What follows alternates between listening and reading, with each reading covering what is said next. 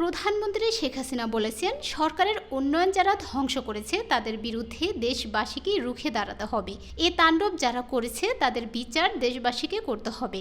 কোটা বিরোধী আন্দোলনের মধ্যে নাশকতায় ক্ষতিগ্রস্ত মিরপুর 10 মেট্রো রেল স্টেশন পরিদর্শনে গিয়ে বৃহস্পতিবার সকালে তিনি এসব কথা বলেন। ক্ষতিগ্রস্ত মিরপুর 10 স্টেশন দেখতে গিয়ে প্রধানমন্ত্রী বলেন, সাধারণ মানুষ যেন নির্বিঘ্নে কর্মক্ষেত্রে পৌঁছাতে পারে সেটা সুনিশ্চিত করা হবে।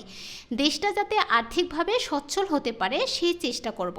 এদেশের মানুষ রক্ত দিয়ে স্বাধীন করেছে দেশ, সেটা ব্যর্থ হতে পারে না।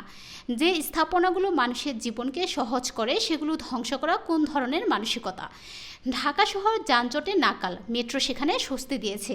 আধুনিক প্রযুক্তির এই পরিবহন এভাবে ধ্বংস করছে তা মানতে পারছি না, বলেন তিনি। শেখ হাসিনা আরও বলেন, কোটা আন্দোলনকারীদের যেমন দাবি ছিল তার থেকে বেশি পূরণ করা হয়েছে। তাহলে এখনও কিসের আন্দোলন? তাদের দাবি ক্ষণে ক্ষণে পরিবর্তন হয়েছে, যা ধ্বংসযজ্ঞ চালানোর সুযোগ করে দিচ্ছে। গেল 16 বছরে দেশের অভাবনীয় উন্নয়ন করা হয়েছে, যার সুফল সাধারণ মানুষ পাচ্ছে। এগুলোর উপর এত ক্ষোভ কেন? রাষ্ট্রীয় সম্পদ বিনষ্টে সাধারণ মানুষেরই কষ্ট হবে, সেটা কি সাধারণ মানুষ ভেবেছে? যারা এই কষ্ট তৈরি করলো তাদেরকে জনগণেরই প্রতিহত করতে হবে, বলেন প্রধানমন্ত্রী।